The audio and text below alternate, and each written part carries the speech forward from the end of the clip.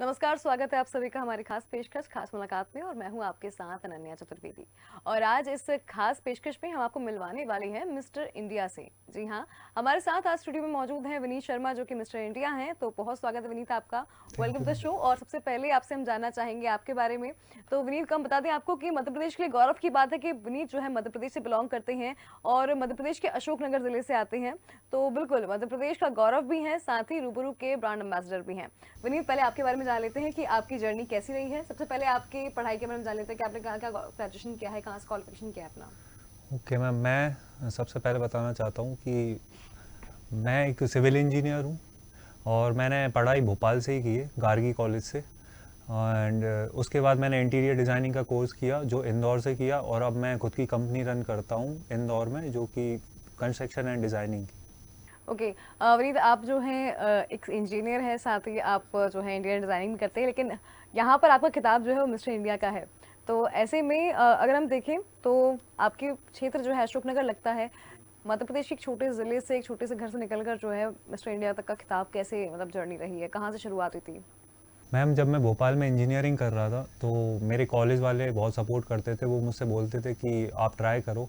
तो यहाँ पर निफ्ट है, निफ्ट भोपाल, वहाँ पर फैशन शोज़ के लिए वो ऑडिशंस चल रहे थे, तो मैं वहाँ देने गया। तो वहाँ भी हज़ारों की भीड़ में मेरा सिलेक्शन टॉप 10 के अंदर हुआ। तो वहाँ से मेरा कॉन्फिडेंट बिल्ड हुआ कि मैं कुछ कर सकता हूँ।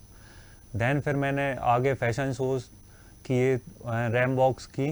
देन फिर मैं मिस्टर एमपी के लिए गया एंड 2017 में मैं मिस्टर मध्य प्रदेश बना। देन फिर मैं मिस्टर इंडिया ट्राई करने लगा। उस टाइम कुछ हो नहीं पाया, लेकिन फिर कोरोना आ गया। उसके बाद मैंने देन फिर ट्राई किया, रजिस्ट्रेशन किया जनवरी में। उसके बाद अब जो भी आपके सामने। बिल्कुल। यहाँ पे विनीत एक और चीज़ आपसे जानना चाहेंगे कि इस पूरी जर्नी में सबसे बड़ी चीज़ होती है कि आप जब फैशन इंडस्ट्री में जाते हो या फिर मॉडलिंग इंडस्ट्री में जाते हो तो आपका फिजिक जो है बहुत इंपॉर्टेंट रहता है, आपके लुक्स इंपॉर्टेंट रहते हैं, साथ ही आपका एटीट्यूड से लेकर हर चीज़ जो है एक पर्सनैलिटी पूरी जज की जाती है। तो यहाँ पर आपने कौन-कौन से ऑब्स्टिकल्स देखे, कौन-कौन से आपकी लाइफ में जो है एक टर्निंग पॉइंट्स आए जहाँ पर आपको लगा कि अब आपको अपने ऊपर देने का वक़्त ध्यान देने का वक़्त जो है वो आ गया है? मैं कुछ टाइम मैंने मॉडलिंग ड्रॉप कर दी थी, तो मैंने बहुत वेट पुट ऑन कर लिया था। दैन 120 केजीज़ के समथिंग में हो गया था। फिर मैं ट्राई करने जाता था मॉडलिंग स्टार्ट करने, लेकिन फिर मुझे लगता था कि मैं उस अभी कैटेगरी में फ़िट नहीं बैठता हूँ। कुछ लोगों ने भी मुझे टोका कि आप ये करिए वो करिए। फिर मैंने अपने आप पे वर्क किया। मैंने 50 केजी समथिंग लूज़ किया। उसके बाद देन फिर मैंने ट्राई करना स्टार्ट किया। उसके लिए बहुत ज़्यादा मेहनत लगी। तो आपने बताया कि आपने किस तरह से जो है अपने ऊपर ध्यान दिया। अब ऐसे में हम देखें तो फिजिक मेंटेन करना इज़ अ टफ टास्क। और अगर हम देखें तो एक मेल बॉडी के लिए सबसे बड़ी दिक्कत होती है गेन करना। अब ऐसे में तो आपका ऑलरेडी जो है वेट बहुत ज़्यादा था, लूज़ करने में कितनी प्रॉब्लम्स आई? आपका दिन भर का डे रूटीन कैसा रहता था उस वक्त में, और क्या-क्या आप डाइट प्लान ले रहे थे उस वक्त?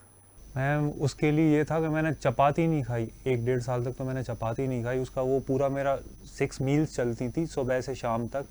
और प्रॉपर मैं फाइबर, प्रोटीन और जितना कार्ब यूज़ हो सकता है मेरे लिए, वो मैं सारा पूरा प्रॉपर डाइट प्लान यूज़ करता था। और मैं काफ़ी फूडी हूँ और ख़ुद पे कंट्रोल करना बहुत मुश्किल है, मेरे लिए तो बहुत ज़्यादा मुश्किल था।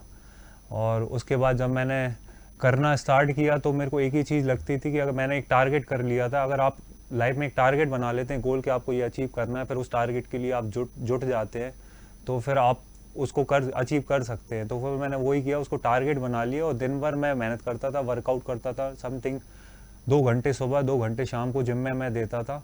उसके बाद मैं अपनी मील्स फॉलो करता था टाइम टू टाइम। अगर मैं कहीं ट्रैवल भी कर रहा हूँ तो मैं मील्स अपने साथ बॉक्स में, टिफ़िन बॉक्स में मैं लेके जाता था। और ऐसे करके मैंने उसको फॉलो किया और देन रिजल्ट धीरे धीरे मुझे मिलने स्टार्ट हुए। तब मेरा कॉन्फिडेंस और बिल्ड हुआ इन चीज़ों में फिर से ट्राई करना। ओके, तो ये हो गई आपकी फिजिक की बात। यहाँ पर अगर हम बात करें तो जब रूबरू में आप स्टार्टिंग में आपने रजिस्ट्रेशन किया तो जनवरी के वक्त आपने बताया कि उस टाइम पे आपने किया था। तो ऐसे में फिर उसके बाद की जर्नी कैसी रही आपकी, क्या क्या धीरे धीरे कर कर जो है आगे बढ़े आप वहाँ पर? मैम, ऐसा है कि रजिस्ट्रेशन करने के बाद मुझे नॉलेज नहीं थी कि कितना मेरे लिए टफ़ होगा, पर मैंने रजिस्ट्रेशन किया। उसके बाद जो राउंड्स उनके चालू होते हैं वो बहुत ही ज़्यादा डिफ़िकल्ट्स रहते हैं और उनकी एक्टिविटीज़ बहुत ज़्यादा डिफ़िकल्ट रहती हैं। कभी कभी ऐसा लगता था कि मैं छोड़ दूँ, हो नहीं पाएगा, पर ये लगता था कि अब मैं छोड़ूंगा इसको तो फिर दोबारा मौका नहीं मिलेगा, क्योंकि लाइफ हमेशा मौका नहीं देती है आपको, एक ही मौका देती है कभी कभी। तो आप जो उस मौके को अगर आप ग्रैब कर लेते हैं तो फिर बहुत अच्छा रहता है आपके लिए। तो वही किया मैंने। उनके राउंड चलते थे जिसमें बहुत सारे टैलेंट राउंड थे, वीडियो कॉलिंग राउंड थे, आपके रैम बॉक्स राउंड थे, आपके ट्रेडिशनल वियर्स राउंड थे, आपके कैजुअल वियर्स राउंड थे, आपके टैक्सीडो राउंड था। एंड उनकी एक्टिविटीज़ थी जिसमें नेशनल कॉस्ट्यूम एक्टिविटीज़ थी। आपकी फिजिक वो हर 15 डेज़ में नोटिस करते थे कि आप कितना उस पर वर्क कर रहे हैं, और वो सारे टास्क देते थे आपको, फिजिकली टास्क देते थे। देन वो आपकी डाइट भी देखते थे कि आप क्या खा रहे हैं, आप क्या पहन रहे हैं, देन आप क्या कैसे बोल रहे हैं, और आप कितना सोशल मीडिया पे एक्टिव हैं, और आप क्या, वो पूरी चीज़ फॉलो करते थे। और हर चीज़ के जब से मैंने ये रजिस्ट्रेशन भरा है उस दिन से आखिरी दिन तक पूरा एक एक चीज़ नोटिस करके उसके पॉइंट उन्होंने ऐड किए, उसी पॉइंट टेबल पर ये सब चला है और आखिरी जाके उसका नतीजा मिला। बिल्कुल। अच्छा, ऐसे में जब आपके साथ आपके कंटेस्टेंट्स थे, आपके उनके सबके बीच में थे, तो उस वक्त जो है कंपटीशन का एक प्रेशर होता है, वो कंपटीशन का प्रेशर कैसे लग रहा था आपको? जब क्योंकि हम जब हम अपने घर में रहते हैं हमें लगता है कि हम ही सब कुछ हैं, लेकिन हम जब बाहर जाते हैं तो पता चलता है कि कंपटीशन कितना ज़्यादा है, हमसे भी अच्छे लोग हैं। कभी कभी ये भी लगता है कि यार ये मुझसे ज़्यादा बेटर दिख रहा है, हमें अपने आप ऊपर जो है कॉन्फिडेंस नहीं हो पाता उतना, या हम इतने ज़्यादा जो है सेल्फ कॉन्फिडेंट नहीं हो पाते हैं। तो ऐसे में जब उन कंटेस्टेंट्स के बीच में आप थे तो उस वक्त में किस तरह के जो है चैलेंजेस आपने फेस किए, और सभी के साथ बॉन्डिंग कैसी रही फिर आपकी? मैम, सबसे पहले मैं ये बताता हूँ कि मैं कैसे कॉन्फिडेंस बनाए रखा, क्योंकि जब मैं वहाँ गया था तो हर स्टेट से एक इंसान था, हर स्टेट से एक पर्सन था, और यूनियन टेरिटरी से भी लोग आए हुए थे, तो 36 कंटेस्टेंट थे। तो मैं भी यही सोचता था जो कि हर इंसान सोचता है कि मैं बेटर हूँ, मैं बेटर हूँ, तब वो कॉन्फिडेंट बिल्ड होता है। उसके बाद मैं जब वहाँ गया तो थोड़ी नर्वसनेस हुई, क्योंकि मुझसे बहुत बेटर वहाँ इंसान थे, हर चीज़ में थे, बहुत से बेटर थे, लेकिन मैंने वो अपना कॉन्फिडेंस नहीं खोया। जो चीज़ मैं लेके गया था, आप बस ये मत खोइए कि आप कम है, आप बस ये खोइए आपको बेस्ट देना है, आपको बेस्ट परफॉर्म करना है उस चीज़ के लिए। तो मैंने हर चीज़ में कॉन्फिडेंस रखा। ये मैंने शो पूरा टाइफाइड में दिया है, उसके बाद भी मैंने अपने कॉन्फिडेंस को बिल्ड रखा, और मैं वहाँ मिस्टर कॉन्फिडेंस का भी अवार्ड जीत कर आया हूँ, इसलिए उनमें। क्या बात है। अच्छा, यहाँ पे विनीत हम देखें तो मध्य प्रदेश जो है, मध्य प्रदेश में कहना पड़ेगा मध्य प्रदेश से बहुत सारी हस्तियाँ निकली हैं, और ऐसे में आप भी मध्य प्रदेश का गौरव हैं। जब आप वापस घर आए इस किताब को लेकर, या फिर जब आप वहाँ पहुँचे, या फिर जब सिलेक्शन हुआ था, उस वक्त आपके दोस्तों का, आपके पेरेंट्स का क्या रिएक्शन था? मैम, जैसे मैं जब जीता था तो मैंने सबसे पहले मैं मेरी मम्मी को फ़ोन किया, तो वो रोने लगी, क्योंकि जहाँ से मैं आता हूँ वहाँ ये चीज़ अचीव करना बहुत थोड़ा बड़ा माना जाता है बहुत, क्योंकि मैं बड़े शहर से नहीं आता हूँ, और वहाँ जहाँ मैं रहता था वहाँ कोई इतनी वो नहीं थी फैसिलिटीज़ के मैं इसको कर पाऊँ, पर देख देख के सीखा। उसके बाद मेरे फ्रेंड्स का, पूरे मेरे सिटीज़ का, मेरी फैमिली का, सबका मेरे लिए बहुत सपोर्ट था, और जब मैं गया था तो वो कुछ अलग ही था। उन्होंने मतलब सर आँखों पे उठा लिया मुझे, और वो तो मैं बता भी नहीं सकता, इतनी अच्छी फीलिंग थी उस टाइम पे। ओके, अब ऐसे में हम देखें तो लास्ट राउंड आपने अलग अलग राउंड बताया, एक्टिविटीज राउंड बताया आपने, लास्ट जब फिनाले आया था, फिनाले के टाइम पे कितने कंटेस्टेंट्स थे आप, और साथ ही उस वक्त जो है किस तरह का फीलिंग आ रहा था कि अब पता नहीं, अब आज फैसले का दिन है, आज ग्रैंड फिनाले है, और ऐसे में अब क्या होगा? मैम, जब मैंने एंटर किया था तो उस टाइम से सब नोटिसेबल होने लगा था उनके लिए, और फिज़िकली जब मैं उनके सामने था, उसके बाद 36 कंटेस्टेंट थे उनमें, और वो हर स्टेट से थे और यूनियन टेरिटरी से थे। और उसके बाद वहाँ मेरे को जैसे जैसे मैं डे बाई डे मैं वहाँ सर्वाइव कर रहा था, तो वहाँ मेरे लिए और डिफ़िकल्ट होता जा रहा था, क्योंकि मैं उनको जानता नहीं था। जब उनके टैलेंट्स मेरे को दिखने लगे, उनकी चीज़ें मेरे को दिखने लगी, तो और नर्वसनेस बढ़ी, लेकिन मैंने खुद का कॉन्फिडेंस सही रखा, मैंने खुद की चीज़ों पे वर्क किया, तब जाके मैं उसको थोड़ा अचीव करने का सोचा। जैसे भी ग्रांड फिनाले आया तब मुझे लगा कि हो पाएगा। एक टाइम तो मैं सही बताता हूँ, मेरी मम्मी का फ़ोन आया तो मुझसे बोलती हैं कि कैसा चल रहा है, तो मैंने उनसे एक टाइम था कि मैंने बोला कि मम्मी मुझसे शायद नहीं हो पाएगा, यहाँ मुझसे बेटर इंसान है। पर मेरी मम्मी ने मुझे बहुत, मेरी बहन ने, मेरे पापा ने मुझे बहुत बिल्ड किया, कॉन्फिडेंस बिल्ड किया कि बेटा जो करना है करो, आप अपना बेस्ट दे कर आओ। तब मैंने ये सोचा अब मैं यहाँ पे हारता हूँ चाहे जीतता हूँ, लेकिन मैं यहाँ बेस्ट दे के आऊँगा, जब लोग ये कहें कि हाँ वो आया था, वो बेस्ट दे कर गया है। तो इसी बेस्ट कॉन्फिडेंस बिल्ड किया मेरा, और मैं आगे चल के अब वो विन करके आया तो बहुत। बिल्कुल। अच्छा, ऐसे में हमारी जर्नी में जब भी हम किसी एक एम को पाने के लिए जाते हैं, किसी हमारा कोई गोल अचीव करने जाते हैं, तो उस दौरान जो है कई सारे ऐसे हेल्पिंग हैंड्स होते हैं, जैसे कि आपने बताया कि आपकी मम्मा हैं, आपके पापा हैं, आपकी सिस्टर हैं। तो ऐसे में यहाँ पर पूरे कॉम्पिटिशन के वक्त में जब अपने आप को आप तैयार कर रहे थे या फिर आप जब इस पूरे फिनाले में कम्पीट कर रहे थे, तो उस वक्त में आपकी फैमिली के अलावा और कौन-कौन था जिनने जो आपके मेंटोर साबित हुए या फिर जिन्होंने आपको जो है एक सही गाइडेंस दिया? हाँ, मैं कंपनी चलाता हूँ, तो मेरे और जितने साथ वाले हैं वहाँ पर, उन सब ने, मेरे भैया लोग हैं जो सब ने मेरे को बहुत मोटिवेट किया, मेरी फ्रेंड्स हैं उनने मेरे को बहुत मोटिवेट किया, मम्मी पापा बहन मेरे दोस्त बहुत मोटिवेट, मेरी सिटी ने बहुत मोटिवेट किया मुझे, मेरे जो फ्रेंड्स हैं, चाइल्डहुड फ्रेंड्स हैं, सब ने मुझे बहुत मोटिवेट करते गए वो मेरे लिए। ओके, विनीत, यहाँ पर आपने बताया कि आपकी सिटी जो है किस तरह की। अच्छा, यहाँ पे हम देखें तो हर चीज़ का शौक जो है एक वक्त के बाद आता है। तो यहाँ पर मॉडलिंग का शौक आपने बताया कि आप पहले से जो है इसमें कम्पीट करते थे, लेकिन बीच में आपने ड्रॉप भी लिया था। जी जी। यहाँ पर हम शुरुआत की बात करें तो आप एक इंजीनियर हैं, इंजीनियरिंग अच्छी खासी चल रही थी, तो फिर यहाँ पे मॉडलिंग में क्या सोचा आपने आने के लिए? मैम, सबसे पहले तो इंजीनियर जो होता है वही ये सब चीज़ों में सबसे ज़्यादा ट्राई करने का होता है, क्योंकि इंजीनियर को मैंने ये देखा है वो अदर फील्ड में बहुत ट्राई करते हैं, जैसे ही सारी जो आपकी इंडस्ट्री है ज़्यादातर इंजीनियर्स मिलेंगे आपको।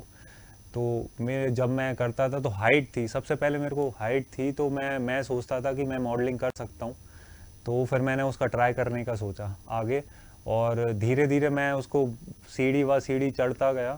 देन अब यहाँ तक जर्नी आके रुकी है अभी, और फिर आगे भी इससे चलती रहेगी। अच्छा, यहाँ तक तो आप पहुँच गए हो। अगर हम आगे की बात करें तो आगे अपने आप को कहाँ दिखना चाहते हो आप?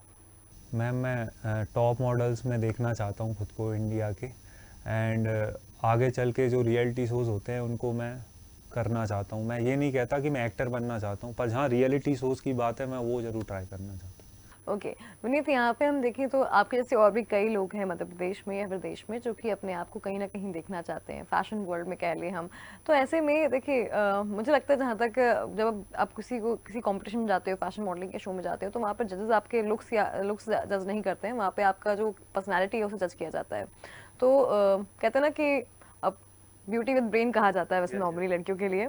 अब ऐसे में आप बोल सकते हैं कि हैंडसम एंड स्मार्ट हम देखें तो ऐसे में यहाँ पर जितने भी लोग हैं या फिर जितने भी कह सकते हैं कि ट्राई करना चाहते हैं फैशन वर्ल्ड में, कुछ बनना चाहते हैं, तो उनके लिए आप क्या कहोगे कि उन्हें जो है कहाँ से स्टार्ट करना चाहिए? अगर वो करना भी चाहते हैं तो कई बार होता है कि वो मोटिवेशन नहीं मिल पाता है कि हम मतलब जिम चले तो गए लेकिन वो फिजिक उतना मेंटेन नहीं हो पाया, डाइट करना तो चाहते हैं लेकिन क्रेविंग बहुत होती है खाने की।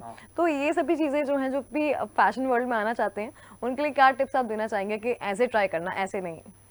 सबसे पहले फ़िटनेस की बात करते हैं मैम। तो फ़िटनेस का ऐसा है कि आपको एक गोल बनाना पड़ेगा, और आपको जब अचीव करना है उस गोल को, क्योंकि आपके अंदर आप अगर ठान लेते हैं कि मेरे को ये अचीव करना है तो आप उसके लिए करते हैं। देन आपको क्रिमिंग होती है, तो आप जैसे मार्केट में भी अगर अपन जाते हैं तो क्रिमिंग होती है, मैं ये खाऊं वो खाऊं, तो आप वो चीज़ अगर थोड़ा बहुत आप खाना चाहते हैं तो आप वो चीज़ देखिए जिसमें थोड़ा, अगर वो फास्ट फूड है पर वो फास्ट फूड भी है तो हेल्दी है थोड़ा सा, जैसे कि डोसा हुआ, जैसे कि मतलब कोई दाल की चीज़ हुई, या प्रोटीन जो चीज़ें रहती हैं वो आप देखने की कोशिश करिए, तो वहाँ से आप धीरे धीरे उसको कंट्रोल करने की कोशिश। ऐसा नहीं आपको खाना ही है डेली, पर कभी कभी मन हुआ तो आप ट्राई कर सकते हैं, जिसको चीट मील बोला जाता है, और देन आप उसको फॉलो करेंगे।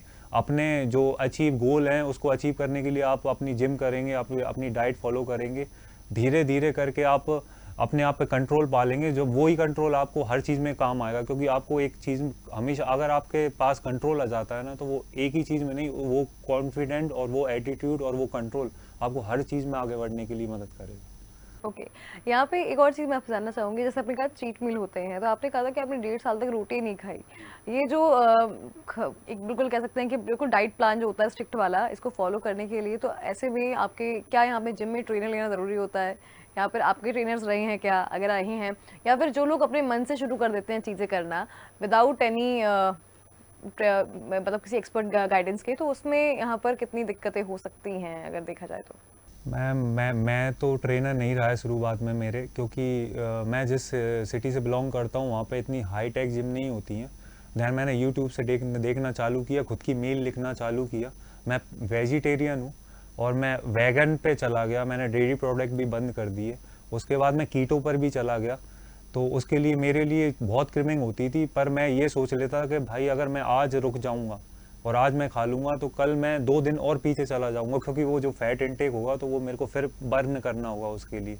तो मैं अपने आप को कंट्रोल रखता था और मैं उसको पूरी तरीके से स्ट्रिक्टली फॉलो करता था।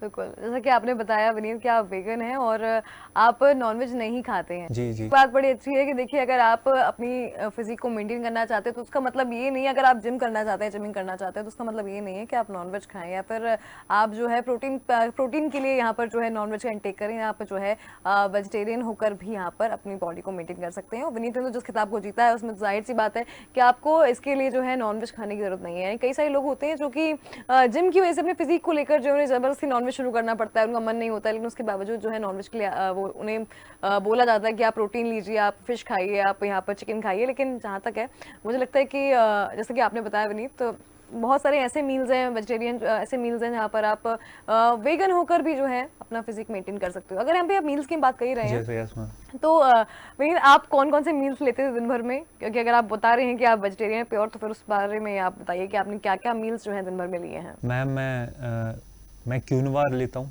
क्विनोआ होता है, एक ग्रेन होता है। क्विनोआ लेता हूँ, उसके बाद मैं ब्राउन राइस लेता हूँ। मैं सारी सब्जियों को मिक्स करके उसकी एक मील बनाता हूँ, जिसमें पहले मैं जब वेजिटेरियन ही था तब पनीर डालता था। उसके बाद जब मैं वेगन पे चला गया तो मैं सिर्फ सब्जियाँ और वो सब रहता हूँ। मैं थोड़े प्रोटीन भी लेता हूँ, जब भी मैंने स्टार्ट किया थोड़ा प्रोटीन लेना। देन उसके बाद मैं मैम मूंगफली की डाइट रहती है, आपके ड्राई फ्रूट्स रहते हैं, क्या कहते हैं, आपकी सब्जियां रहती हैं, हरी सब्जियां रहती हैं, और फाइबर की चीज़ें रहती हैं, चने रहते हैं, आपके चने रहते हैं, जो स्प्राउट्स रहते हैं आपके, ये सब इनटेक करिए आप। तो ये सारा प्रोटीन, ऐसा नहीं है कि वेजिटेरियन में आप अगर जाएंगे वेजिटेरियन में प्रॉपर आपको प्रोटीन मिलेगा। ज़रूरी नहीं आपकी नॉन वेज पर ही जाना पड़े। आपको जैसे आप वेजी आपके पास भी ऑप्शन था कि आप नॉनवेज जो है ट्राई कर सकते थे उस वक्त में जब आप चाहते थे, लेकिन फिर आपने वेगन क्यों चुना? मैम मैं क्योंकि मेरा कभी इच्छा ही नहीं हुई नॉन वेज खाने की, और जो नॉन वेज में जो सब चीज़ रहती हैं वो अगर आप फिर वेजिटेरियन हैं तो आप मिल्क से ले सकते हैं, डेयरी प्रोडक्ट से सब मिल सकता है आपको। दही में कितना प्रोटीन रहता है, फाइबर रहता है। उसके बाद आप दूध पी सकते हैं, आप पनीर खा सकते हैं, आप स्प्राउट, चने, ये सब सारी चीज़ें, आपके राइस हैं। और आप ऐसा नहीं कि रोटी इंटेक नहीं कर सकते, वो मेरा टारगेट था कि मुझे नहीं करना है, पर आप रोटी इंटेक कर सकते हैं। उसमें थोड़ा ग्लूटेन रहता है पर उसमें प्रोटीन भी रहता है साथ में। बिल्कुल, तो एक साथ खाने से अच्छा है कि आप दिन भर में अपने मील्स को डिवाइड कर लीजिए अगर आप फिजिक अपना मेंटेन करना चाहते हैं तो।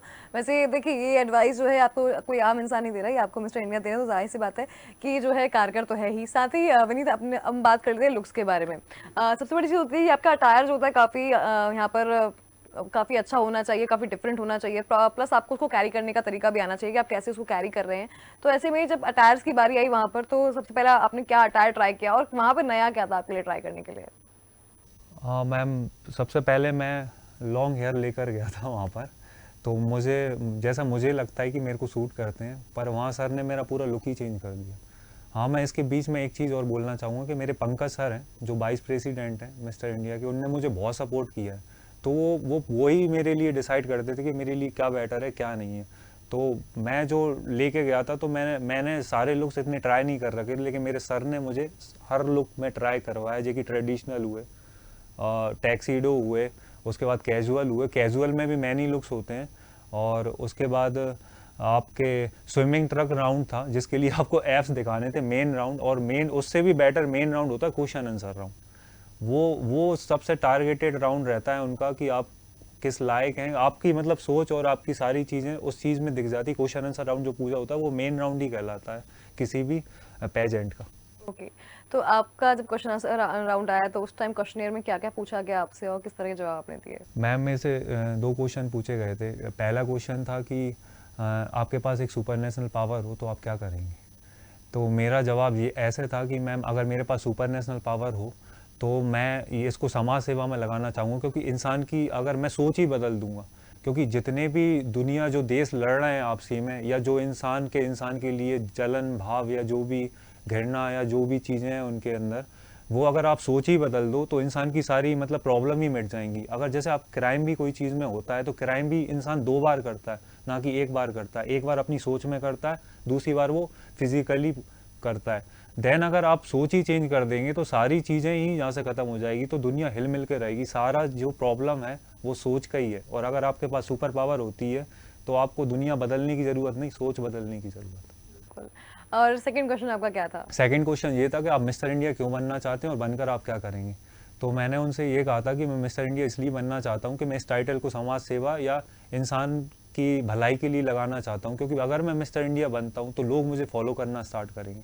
अगर मैं अच्छे काम करता हूँ, 10 लोग मुझे फॉलो करते हैं, वो 10 में से अगर एक इंसान भी मेरी अच्छी चीज़ें ग्रैब करता है खुद के अंदर, तो वो बस मेरे लिए सबसे बड़ा सक्सेस होगा, और वो टाइटल मेरे लिए सक्सेसफुल हो जाएगा। क्योंकि मैं चाहता हूँ कि मुझे, अगर मैं कुछ अच्छा कर रहा हूँ, वो देख के अगर कोई इंसान बेटर होता है, वो अपने लिए बेटर करने और अच्छा करने की करता है, तो मेरे लिए वो टाइटल बस सक्सेसफुल है। ओके। और अब यहाँ पर बात कर लेते हैं कि आपने इतना पूरा अपना एक्सपीरियंस बताया विनीत, आपके लिए बहुत बड़ी जर्नी थी, जाहिर सी बात है। ऐसे में सबसे पहले आपने भोपाल से कॉम्पीट किया, उसके बाद मध्य प्रदेश से कॉम्पीट किया, उसके बाद फिर आपने पूरे इंडिया से कॉम्पीट किया। अब ऐसे में आगे आप अपने आप को कहाँ देखना चाहते हैं? साथ ही यहाँ पर हम, अगर आप समाज सेवा की बात कर रहे हैं, तो समाज में अगर हम देखें तो किस चीज़ की सबसे ज़रूरत है इस वक्त में? मैम, मैं अगर समाज सेवा की बात करूं तो मैं सबसे ज़्यादा फोकस करता हूं जो बच्चे जो रोडों पे जो भीख मंगवाते हैं, जो करते हैं, तो मैं उनके लिए बहुत कुछ करना चाहूँगा। मैं उधर से स्टार्ट करना चाहूँगा, क्योंकि मैं जब भी उन्हें देखता हूँ तो मुझे ऐसा लगता है कि मैं सबसे पहले इनके लिए कुछ करूँ, और मैं यही चाहूँगा कि मैं ये कभी भी मैं इतना बेटर करना चाहता हूँ कि कोई भी बच्चा रोड पर भीख मांगता या वो किसी से मांगता हुआ ना दिखे, और वो जब भी मैं देखता हूँ तो फिर वो थोड़ा इमोशनल हो जाता हूँ उस चीज़ को लेकर। ओके। विनीत, अगर हम देखें तो अशोकनगर शहर जो है वो अपने आप में काफ़ी चीज़ों के लिए फेमस है। ऐसे में अगर हम देखें तो आपने अपने अपने शहर से क्या सीखा? आप अपने शहर से कितना जुड़ाव रखते हैं इस मामले में? मैम, मैं वहीं पला बड़ा हूँ, तो मुझे ये लगता है कि सब कुछ मैंने वहीं से सीख कर आया हूँ। आपने अशोकनगर का नाम इतना नहीं सुना होगा, लेकिन चंदेरी का नाम आपने सुना होगा। चंदेरी वहाँ आता है, तो वहाँ के लोग इमोशनल होते हैं थोड़े, और जो कि मैं भी हूँ। और मैं सबसे ज़्यादा ये वहाँ फॉलो करता हूँ, मेरे पापा मम्मी ने मुझे यही सिखाया है कि बस आप सबका अच्छा सोचो और आप भला करते रहो। कितनी भी डिफ़िकल्टी आएंगी तो भगवान देखता है कि आपके साथ कभी बुरा नहीं होगा।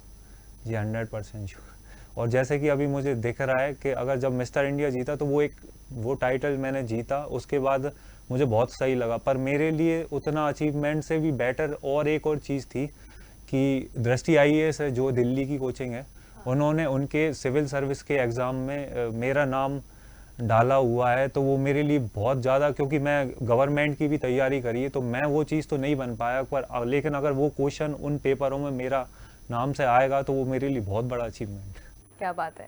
बिल्कुल विनीत, तो यहाँ पे काफ़ी सारी चीज़ें हमने जानी विनीत के बारे में। विनीत, आपसे चलिए एक और छोटा सा एक्सपीरियंस पूछ लेते हैं कि लाइफ में ऐसा एक टाइम आता है, ऐसा एक पॉइंट आता है जब हम किसी जर्नी पे होते हैं, तो एक सबसे लोएस्ट आता है, एक सबसे हाईएस्ट आता है। हाईएस्ट हम आपको समझ गए हैं, अब हम लोएस्ट की बात कर लेते हैं। तो सर, ऐसा कौन सा मोमेंट आया जब आप बिल्कुल अपने लोएस्ट पे पहुंचे, जब लगा था कि अब सब चीज़ें जो हैं बिखर सी रही हैं, लेकिन वहाँ पर आपने आपको अपना गैदर किया और उसके बाद फिर आगे आप बढ़ गए?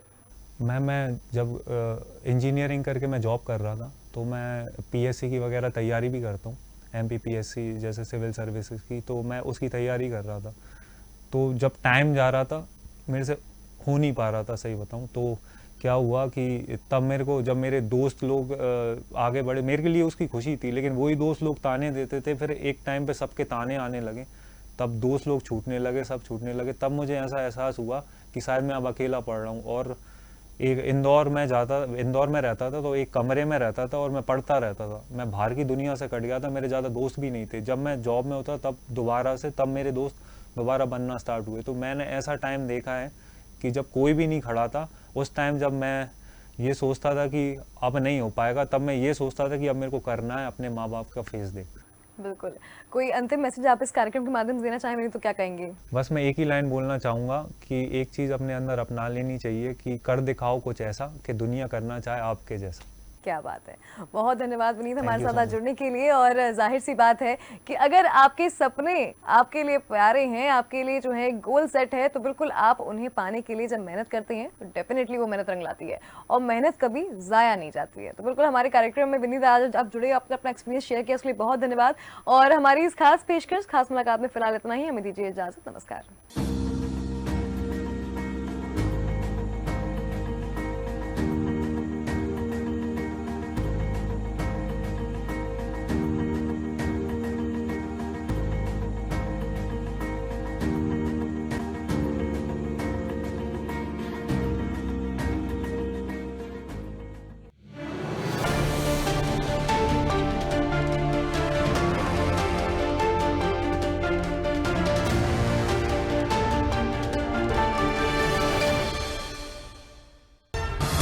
खबरों से आगे की खबर,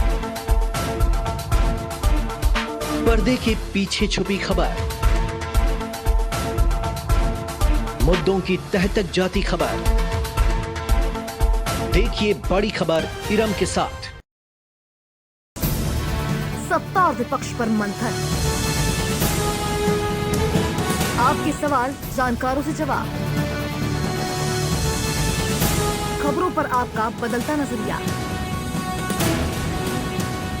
news and views, associate editor गीत दीक्षित के साथ रोज सुबह 11 बजे। खबरों पर शुरू होती है बहस, बयानों पर छिड़ती है बहस, मुद्दों पर सुलगती है बहस। बड़ी खबर बड़ी बहस, अनन्या चतुर्वेदी के साथ। सुलगते चुभते तीखे सवाल, सियासत को नई दिशा दिखाते सवाल, पक्ष विपक्ष से होंगे तीखे सवाल। Editor in chief Rakesh Agnihotri के साथ सवाल दर सवाल। जहां राजनीति खामोश हो जाती है, जब सियासतदान साध लेते हैं चुप्पी, बाहर नहीं निकल पाती है अंदर की बात। पर्दे के पीछे के ऐसे ही किस्से सुनाएंगे हम। देखिए राजनीति के अनसुने किस्से कृष्णा द्विवेदी के साथ।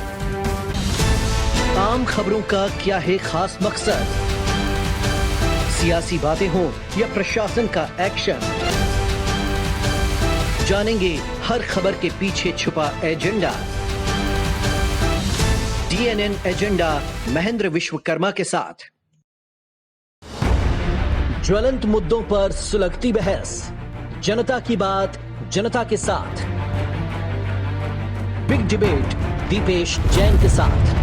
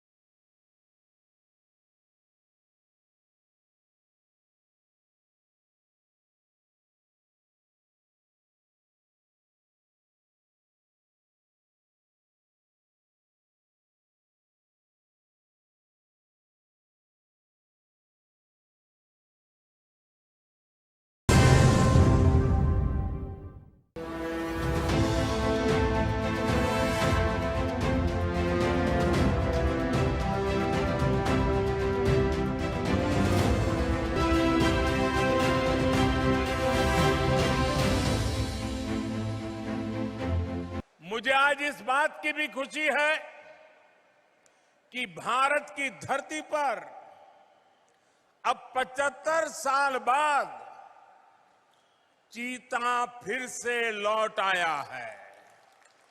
कूनो नेशनल पार्क में चीतों को छोड़ने का सौभाग्य मिला। मैं आप सबसे आग्रह करता हूं, हम पूरे विश्व को एक संदेश देना चाहते हैं। आज जब 8 चीते 75 साल करीब उसके बाद हमारी देश की धरती पर लौट आए हैं, दूर अफ्रीका से आए हैं, लंबी सफर करके आए हैं, हमारे बहुत बड़े मेहमान आए हैं। इन मेहमानों के सम्मान में मैं एक काम कहता हूं, करोगे?